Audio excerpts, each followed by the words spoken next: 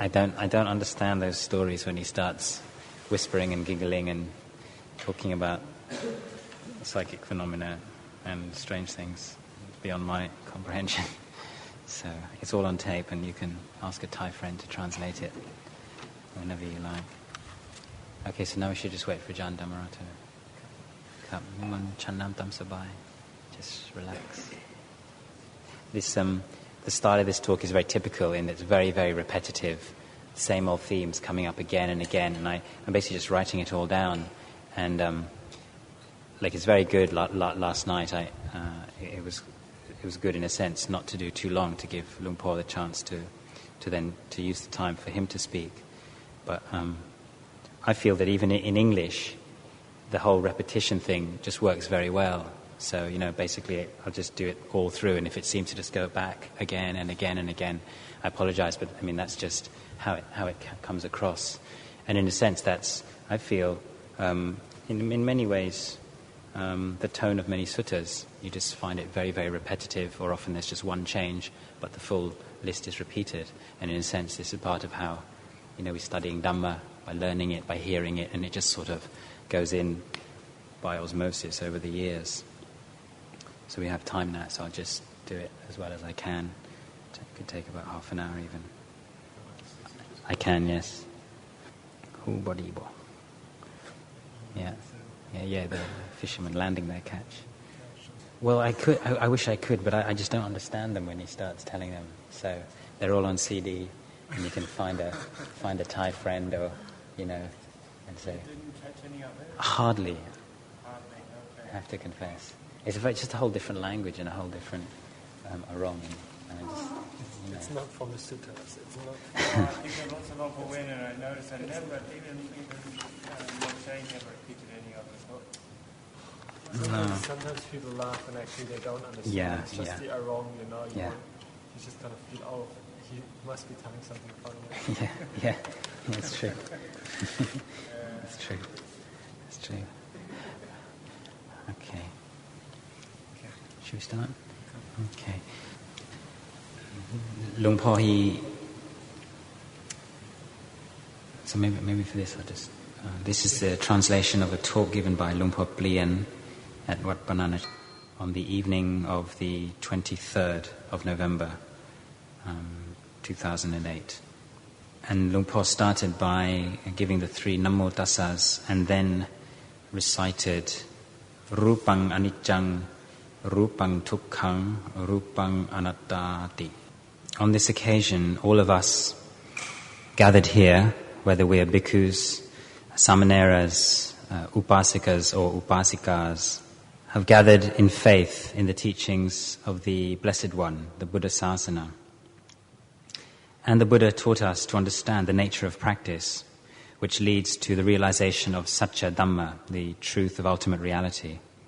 So first we have to train the mind in order to realize peace and thus attain samadhi, concentration. This is the state of mind that we need in order to contemplate deeply and penetrate the truth of ultimate reality. With the training of the mind, first we have to understand that having been born, our experience of ourselves is a pair of body and mind. So first we have to train ourselves to understand what is the mind. The mind and the body arise together and they pass away. And we use our minds to investigate this. The body first, it arises and passes away. But the mind is what we call the chief or the leader, the boss. The body is just a servant. In order to understand the body, we need sati panya, mindfulness and wisdom. And when we have mindfulness and wisdom with regard to the nature of the body, we won't experience additional dukkha, suffering, based on the body, because the mind understands its simple nature. Just like somebody who has a house or a monk has a kuti. The owner or the monk can be compared to the jit vinyan, the mind. And the kuti or the house is the body. So we have to study if we have a kuti, we have to study the kuti right from the very beginning, how a kuti is built, how to construct one, how do they arise, and then how in time do they deteriorate in line with nature. If you don't understand the nature of your kuti, then you will experience dukkha or suffering based on your kuti. But if you do understand how your kuti works or its nature, then you won't experience suffering on account of it. You'll understand the changing nature. So we have the mind in the body, and we use it to know the body. From our very earliest days as children, it's all been a process of change and dukkha, leading finally to the deterioration and the breakup of this body. So this is a duty. It's a duty to study and to know. And that's why at the beginning of this talk I chanted, Rupang Anicchang, Rupang Dukkha, Rupang Anattati. The body is impermanent. The body is suffering. The body is not self. That's to say there's no being, there's no essence, there's no individual that can be found in this body. So studying this way, we can train ourselves and the mind can develop sangok, peace. If we never develop or realize true peace, we'll never be able to understand the true nature of the body and we'll never see clearly. When you train in samadhi or concentration, you're able to experience the way to train in samadhi is very simple. You sit and you can put your right leg on top of your left leg, one hand on top of the other, and set your body upright. Close your eyes just gently and mindfully breathe in, mindfully breathe out. But do it in a gentle, relaxed way, sabai sabai. And use mindfulness and clear comprehension, sati sampajanya, in order to protect and guard the mind. Breathing in long, just know you're breathing in long. Breathing out long, just know breathing out long. Breathing in short, you know, breathing in short. Breathing out short, you know, breathing out short. Sometimes, though, the mind can be difficult to train. For other people, it can be easy. But even if you find it's very, very difficult, it's not something which is beyond our capacity. And all of us who have come here today have sufficient faith. And this is something we have to do every day. Start by abandoning the past. It's gone. Throw it away. Don't worry about it. The future has not yet come. Abandon both past and future and set up the mind in the Paccuppanna Dhamma, the present moment Dhamma. Wherever the mind is, that's where you should train. When the mind runs out, when the mind proliferates and moves away from your object of meditation, bring it back. The mind will run out again, bring it back in. If you keep doing it, fetching it back in, and when it goes out, bringing it back in, slowly, but eventually the mind will attain samadhi. Very often, though, the mind is fungsan, means restlessness, is restless. And this can be very difficult. It's restless because there are obstacles. And what are the obstacles to samadhi? They're what we call the 5 nivaranas, or the 5 hindrances. The first hindrance is called kamachanda. Kamachanda means sensual desire. Sensual desire is the delight and pleasure and satisfaction and interest that arise based on sights, sounds, smells, tastes and touches that exist outside in the world. If you find yourself getting lost in sensual desire again and again, then asubha kammatthana, the perception of the not beautiful aspect of the material world, is the solution.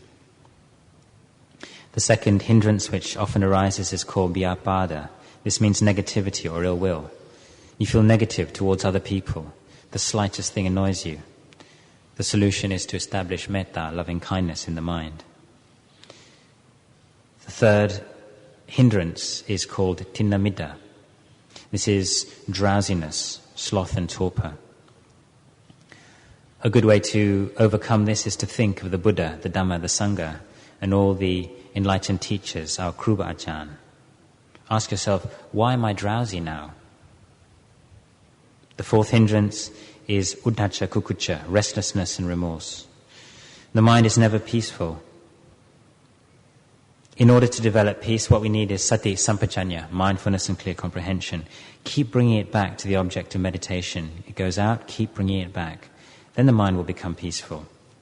And lastly, fifth is vicikicca, which means doubts. Doubts about the training, doubts about the Buddha Dhamma Sangha. You try many different teachers, many different methods. The way to cut through it is to make a firm determination to practice and live with a particular ajahn. Practice for 5 months, 6 months, 1 year. If after 1 year of practicing in a certain place or with a certain object of meditation, your mind is never peaceful, then perhaps you might feel it's time to make a change.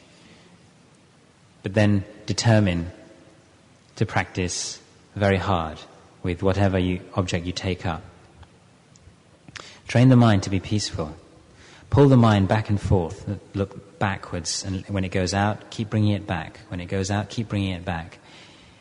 After a while, maybe you'll be able to maintain a steady peace of mind for 5 minutes. This is what we call khanika, or momentary concentration, khanika samadhi. This is still not the real peace of mind, and you still won't feel any deep happiness arising on account of this. If after a while your mind is peaceful for 30 minutes, then you should see clearly that this is because there are none of these 5 hindrances present. You breathe in, you breathe out. You breathe in, you breathe out. It's sabai, it's very relaxing. Now you'll experience a taste of the sukha, the happiness. And this is called upajara samadhi, or neighborhood concentration. If your mind is able to stay very still for an hour or an hour and a half, then the mind becomes very, very subtle. The breathing seems to disappear. There's a wonderful peace, a wonderful ease of mind. Even physical sensations fall away. And this is a definite benefit. Dukkha Vedana, painful physical feelings disappear. The mind is in true concentration. And this is what the Buddha called the pinnacle or the peak of practice. This is called appana samadhi, or access concentration. And if you can reach appana samadhi, then one can let go of the body and feelings such as hot, cold, hunger, thirst. These simply disappear. And you are naturally shy away from any confused or busy situations because your mind is peaceful. Sometimes people say that it is dangerous to practice too deep concentration and you can get addicted to this pleasure. But don't worry about it. That's not a problem. The real goal is to reach this point first. Whatever way whatever object of meditation you use, it has to be your goal to make the mind peaceful. It's like if you're standing still. When you stand still, you can see around you very clearly. Just imagine you're standing on the edge of a field and just looking at the field. Then it's very clear that everything that comes out and enters that field, whether it's a farmer or a child or a bull or a buffalo, you'll just see it very clearly. So all the wise teachers from all times in the past have always taught us, first, make the mind peaceful. And this is what we have to do before the practice of vipassana, or insight. That leads to vision and understanding. But first, we train to make the mind peaceful. 2, 3, 4, 5 times a day. Early in the morning, when we go on bindabat, when we come back, walk into our kutis, sitting in the car, cultivate peace of mind and concentration. And then we should reflect and consider the whole process of practice right from the beginning. When and how have hindrances arisen? How did they arise? What was the cause and condition for the arising of khanika, or momentary concentration? And then upajara samadhi, and then finally appana samadhi. What was the state of mind? And so you're slowly understanding your own mental process. And when you understand, you begin to remember the process very clearly. And the more you remember how this process works, then the quicker and quicker your mind will attain to peace and concentration. And the longer you will stay there, sometimes 2, even 3 hours. If your mind is just always having difficulties attaining peace, it may well be because you're not reflecting properly on the stages of practice. If you really develop the skill in this kind of practice, in less than 5 minutes your mind can be very firmly established. Just compare it to a driver, somebody who drives a car a certain route, the same route, several times a day. He knows it so well that he can drive on that route very fast. He knows the obstacles in the road. He knows where to turn. He knows exactly how to do it so that he can do it very, very quickly because he does it several times a day. So when you have peace of mind and concentration firmly established, then you can begin the process of vipassana, or insight. Begin with the body. This is what we call kaya anupassana satipatthana. This is the body contemplation, foundation of mindfulness.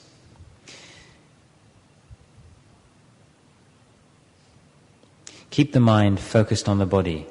Enjoy the process when the mind is aware of the body, and then the mind will get to know the body. So when you're contemplating the body, start by seeing very clearly how it all began from birth. Just see how when you come out of your mother's womb, straight away it's a process of anicca, constant change, from a baby to a child to a youth to an adult to old age. Everything just rolls on in line with nature.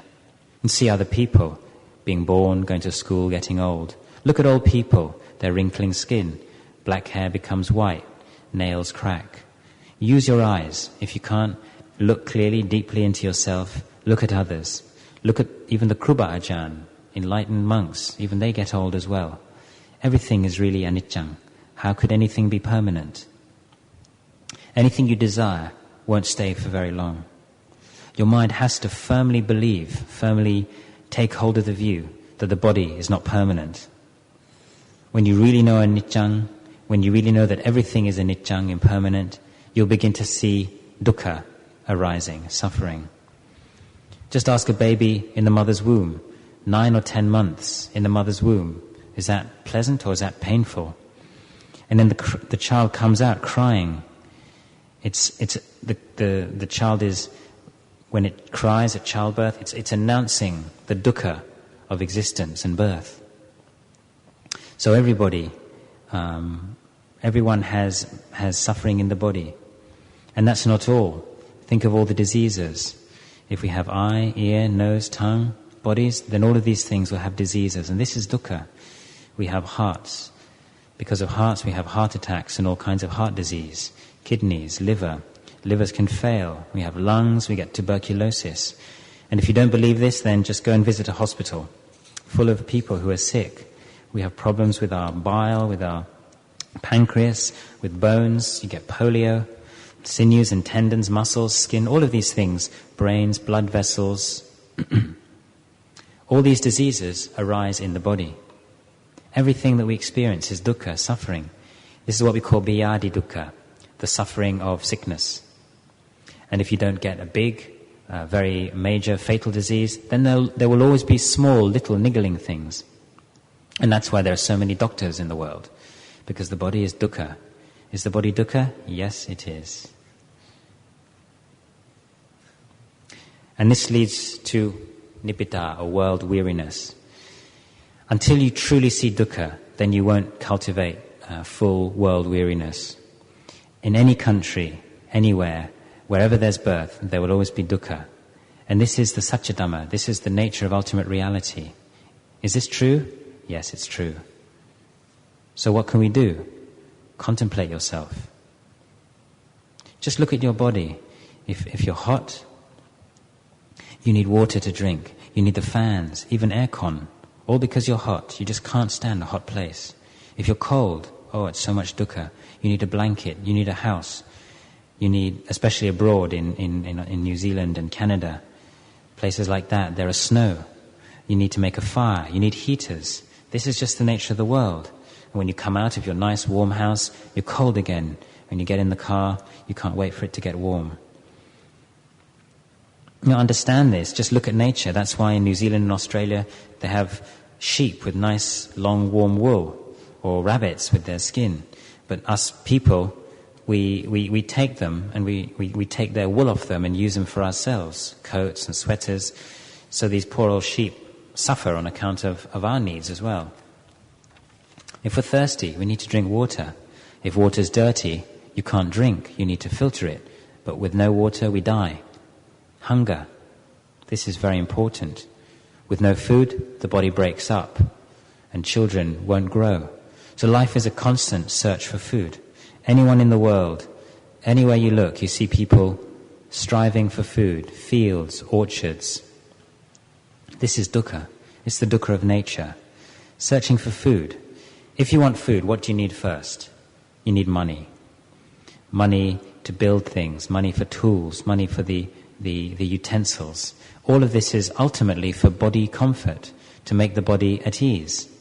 But the body's never really comfortable. There's always subtle dukkha, pain or suffering.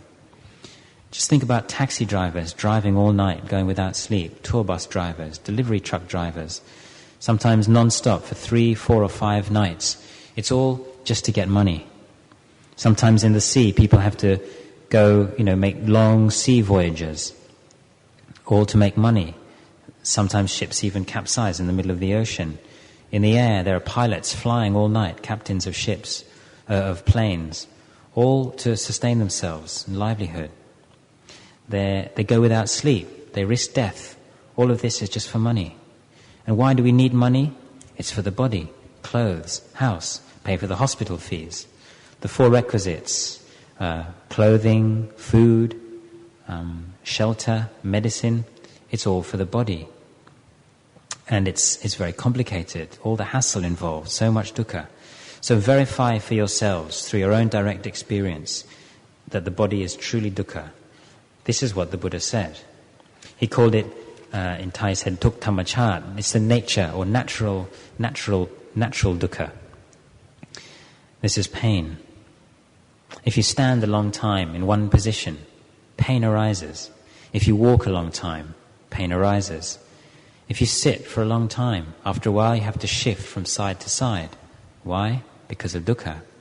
And even if you sleep, after a while you're lying on your back starts to ache and you have to shift. Old people, young people, if they don't have mindfulness, then dukkha will always arise. So the Buddha taught again and again, see the body in all 4 postures, and he used to always train his monks. Monks, know that there is only dukkha arising and passing away, and that in this body there can be no true sukha or happiness. Now anything that we call dukkha must by definition be anatta, no self. When a mood arises, we can call this birth, and the passing away, death. When you think something or experience something 100 times, then it's like being born, and then when it passes away, dying 100 times. 300 thoughts is like 300 births and deaths. So see the body as anatta as well. We all say, this is our body, these are my things, these are his things, these are her things. But actually we have to see this all as non-self. Nobody owns anything. And if we see with true wisdom, we see from birth onwards, that if we want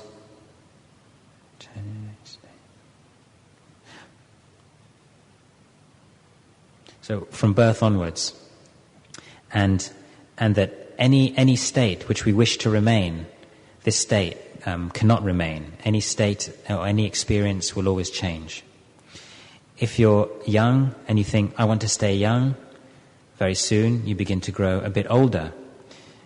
Then if you're 30 or 40 or in the prime of your life, you think, I'd like to be this age forever. You can't remain strong like that because the body won't obey your commands. Very soon you're 70 or 80.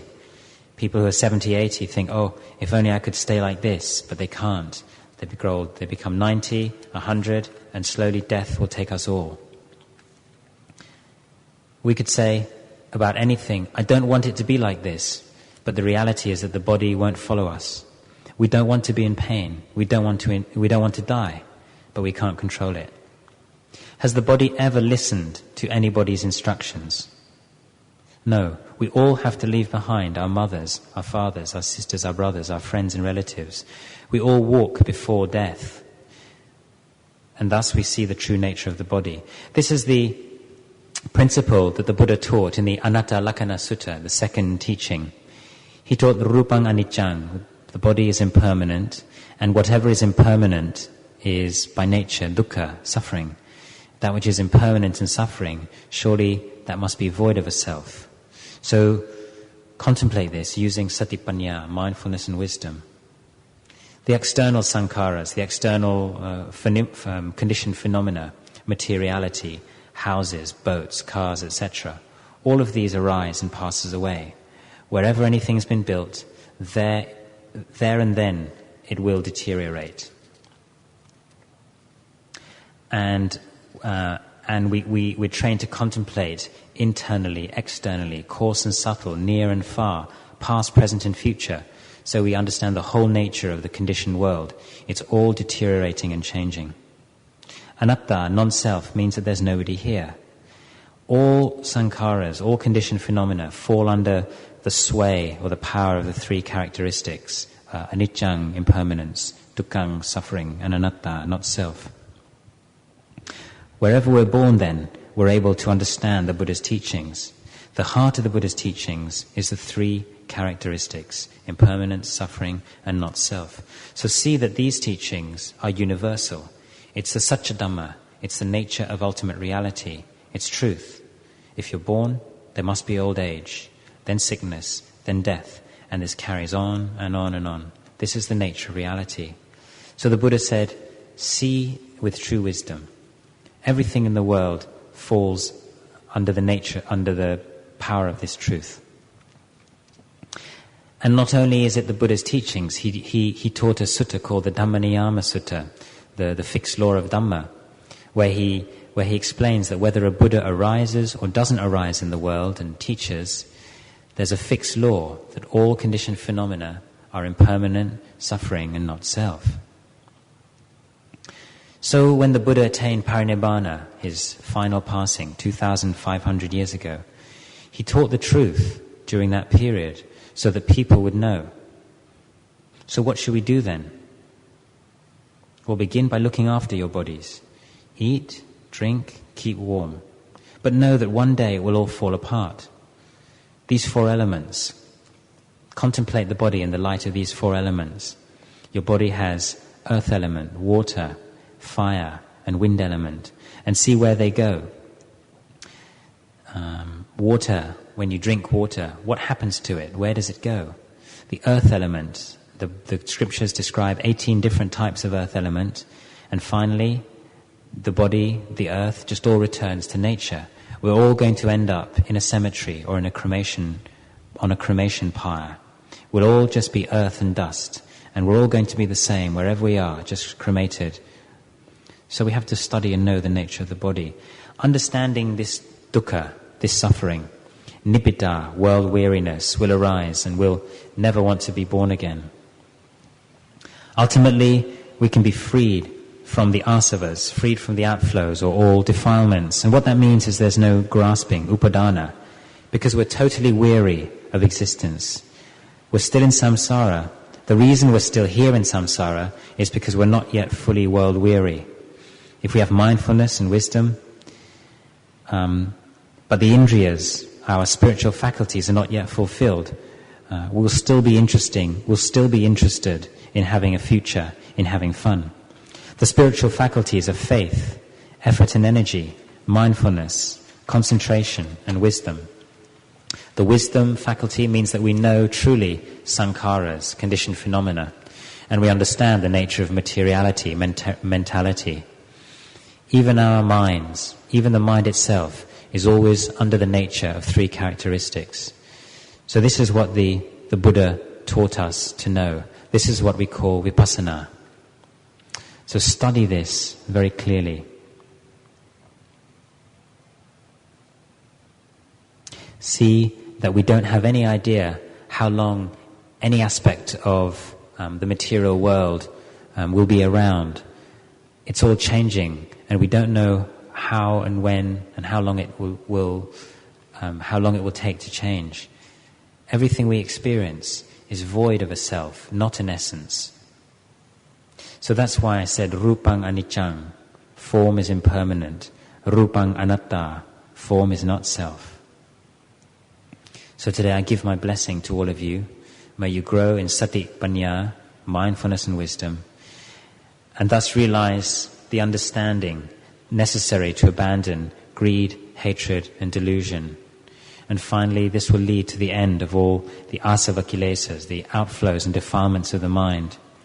And please lead your lives in line with the teachings of the fully enlightened one who taught us all. I give you my blessings. Okay, questions? Well, yeah, we would have a question and then Luang Por would answer the question a bit and then go on expanding and kind of, elaborating in his own way. And like I said, I just couldn't understand it. It just gets too fast, and so it's all on tape, or all on MP3. Okay, so we'll just have that.